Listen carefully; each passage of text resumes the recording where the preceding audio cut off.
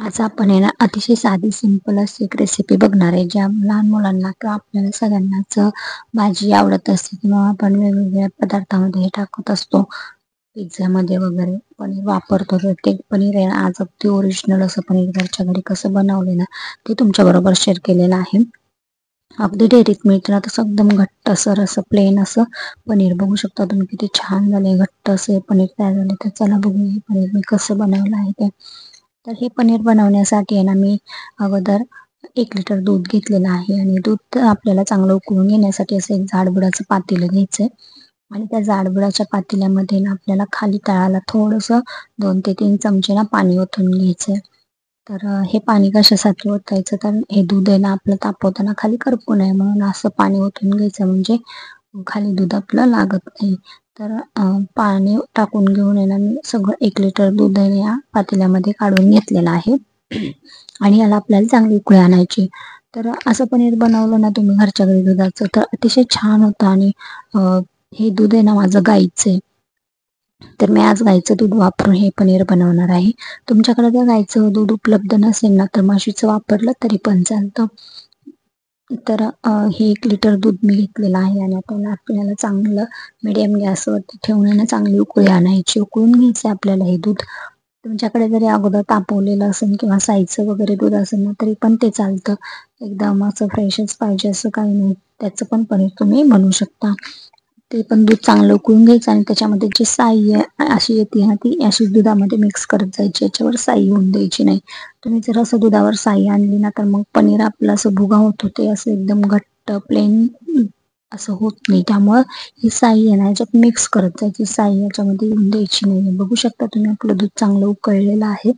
आपल्याला आता या दुधापासून आहे ना पनीर बनवून घ्यायचे. दूध इथे आटवायचं नाहीये किंवा त्याला जास्त पण असं तापून घ्यायचं नाही. एक उकळी आली की आपण पनीर तयार करायला घेऊया. तर पनीर तयार करण्यासाठी आता हे दूध फाडून घ्यायचं आपल्याला. त्यासाठी मी इथे जे आपलं घरात व्हाईट विनेगर उपलब्ध असतं ना ते वापरलेलं आहे. चायनीज वगैरे पदार्थ बनवताना हे विनेगर वापरतो आपण. तर ते 2 चमचे घेतलेलं आहे मी. तुमच्याकडे जर विनेगर नसेल ना तर तुम्ही ते अर्धा लिंबू वापरलं तरी पण चालतं. अर्धा लिंबाचा रस असा काढून घ्यायचा, त्याच्यामध्ये अर्धा कप पाणी ओतायचं. आता बघू शकता विनेगरमध्ये ना मी अर्धा कप असं पाणी ओतून घेतलेलं आहे. डायरेक्ट विनेगर दुधामध्ये टाकायचं नाही, कारण विनेगरचा वास कसा उग्र असतो थोडासा आणि तो वास मग दुधाला बसतो डायरेक्ट आणि मग आपलं पनीरमध्ये पण तो वास येतो. त्यामुळे पनीर मग टेस्टी जास्त लागत नाही, विनेगरचा जास्त असा वास येतो. त्यामुळे ना नेहमी पाण्यामध्ये मिक्स करून असं विनेगर वापरायचं किंवा लिंबाचा रस जरी तुम्ही वापरला ना तरी अर्धा कप पाण्यामध्ये लिंबाचा रस मिक्स करायचा आणि ते असं अगोदर चांगलं उकळी आल्यानंतर याच्यात थोडंसं अगोदर ओतून घ्यायचं. एकदम सगळं विनेगर आपण याच्यामध्ये टाकणार नाहीये. बघू शकता थोडंसं टाकले आणि हलवून घेतले. आता थोडंसं टाकल्यामुळे ना दूध असं थोडंसं फाटायला लागलेलं आहे. असं फाटायला लागलेलं दूध दिसलं ना मग आपलं सगळं विनेगर परत त्याच्यामध्ये टाकायचं आणि गॅस आता इथे अजून पण चालूच आहे. आपल्याला हे दूध सगळं फाटलंय असं दिसलं ना मग आपण हा गॅस बंद करायचा. बघू शकता आता विनेगर सगळं टाकल्यानंतर दूध चांगलं आपलं फाटले, पाणी एकीकडे झाले आणि आपले हे दूध घट्ट आहे ना असं फाटलेलं एकीकडे झालेलं आहे, म्हणजे आता आपलं पनीर तयार झालेलं आहे. बघू शकता तुम्ही.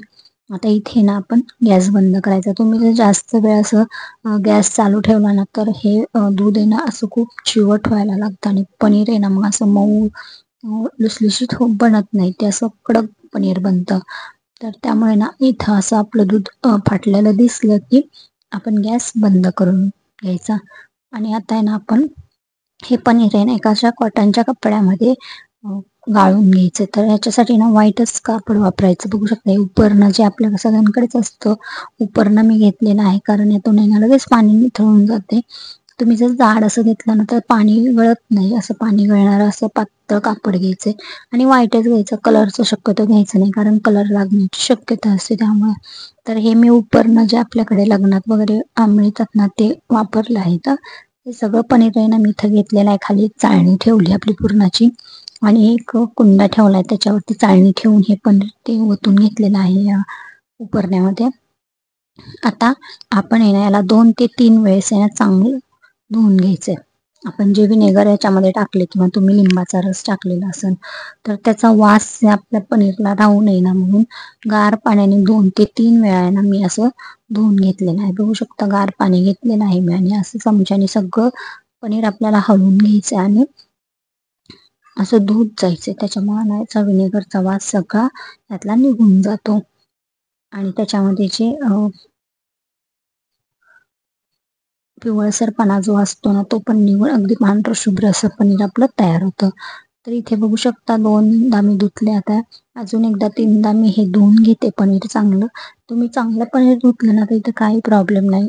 गार पाण्याने त्याची प्रोसेस तिथेच थांबते आणि आपलं पनीर आहे मग असं मऊ लुसलुशीत व्हायला मदत होते आणि हे लगेच गार पण होतं. मग असं 3 वेळा मी ना चांगलं पनीर असं धुवून घेतलेलं आहे स्वच्छ आणि आता यातलं ना सगळं पाणी आपण निथळून घ्यायचं. तर हे कापडात असं गोळा करून घ्यायचं आणि यातलं पाणी आहे ना असं थोडंसं हलक्या हाताने दाबून आहे ना असं काढून घ्यायचं. एकदम पण तुम्ही मधून दाबू नका, नाहीतर ते नाहीतून मग ते कसं उपरणं पातळ असतं त्यातनं पनीर पण बाहेर येण्याची शक्यता असते. त्यामुळे वरून असं थोडंसं दाबायचं, त्यातलं पाणी असं निघण असं बघू शकता. असं पाणी मी काढून तुम्हाला जेवढं निघण ना तेवढं काढून घ्यायचं.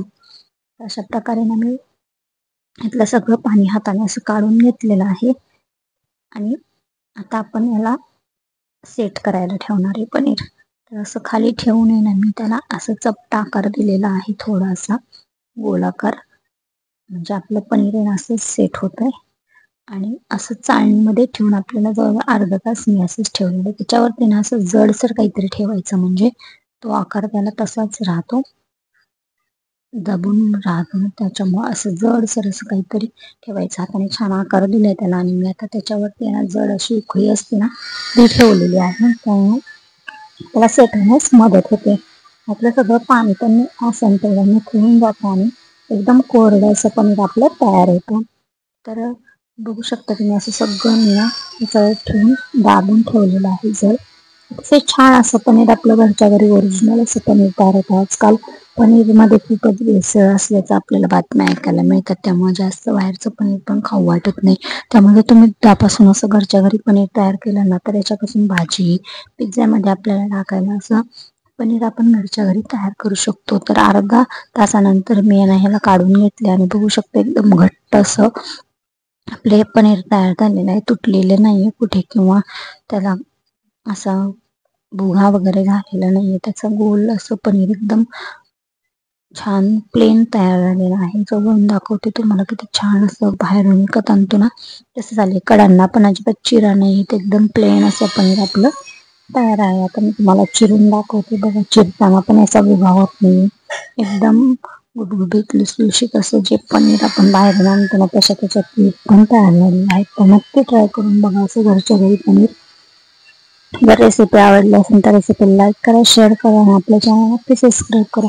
अशाच छान छान रेसिपी तुम्हाला दाखवण्याचा प्रयत्न असतो. अगदी पौष्टिक कमी साहित्यामध्ये घरच्या घरी अशा पदार्थ बनवायचे दाखवण्याचा प्रयत्न असतो.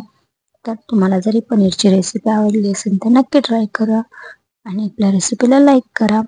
बघू शकता मी सगळं पनीर असं कट करून घेतलेलं आहे आणि त्याचे छान अशा क्यूब पण तयार झालं. बघू शकता आतून पण एकदम प्लेन असं, बाहेर जसं आपण डेअरीतून आणतो ना पनीर तसं तयार झालेलं आहे. बघा किती छान असं पनीर आहे. आता या पनीर पासून आपण भाजी वगैरे तयार करू शकतो, परंतु आज मी हे पनीर आहे ना मुलांना ब्रेड पिझ्झा बनवण्यासाठी पाहिजे होतं म्हणून तयार केलेलं आहे. आता हे मुलं आहेत ना ब्रेड पिझ्झा घरच्या घरी बनवताना हे पनीर आता यूज करते. तुम्हाला पण भाजी बनवायची असेल तर असंच घरच्या घरी असं पनीर आपण तयार करू शकतो. नक्की ट्राय करून बघा. एका भाजी 1 लिटर गाईच्या दुधामध्ये बघू शकतो एवढे आपले क्यूब तयार झाले, म्हणजे 2 ते 3 माणसांसाठी हे पनीर आपलं तयार झालेलं आहे. तुम्हाला जर अजून पनीर पाहिजे असेल जास्त तर तुम्ही जास्त क्वांटिटीमध्ये दूध घ्या आणि त्याला असं पनीर नक्की ट्राय करा. बघू शकता किती प्लेन अगदी बाहेरून आणल्यासारखं हे पनीर आपलं तयार आहे. भेसळ नसलेलं अगदी ओरिजिनल दुधापासून बनवलेलं, कोणतेही कॉर्नफ्लॉवर न वापरता आपलं पनीर तयार आहे. थँक्यू.